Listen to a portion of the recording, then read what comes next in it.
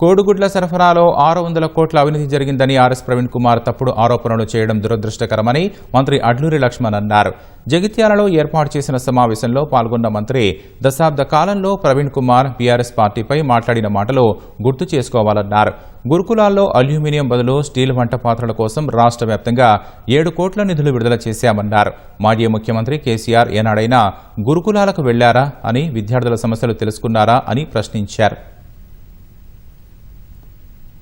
రేవంత్ రెడ్డి గారిపై మొన్నటి వరకు రాష్ట్రంలో గురుకుల పాఠశాలలకు సెక్రటరీగా పనిచేసి ఈరోజు బీఆర్ఎస్ పార్టీ నాయకునిగా రాష్ట్రంలో గురుకులాలకు సంబంధించిన కోడిగుడ్ల టెండర్లో పెద్ద ఎత్తున అవకతవకలు జరిగినాయి. జీవో నెంబర్ 17 ప్రకారం సుమారు 600 కోట్ల రూపాయల బడా కాంట్రాక్టర్లకు అనుకూలంగా కాంగ్రెస్ పార్టీ ప్రభుత్వము తప్పులు చేసిందని చెప్పి మాట్లాడినటువంటి ఆర్ఎస్ ప్రవీణ్ కుమార్ యొక్క మాటలు తీవ్రంగా ఖండిస్తున్నాం.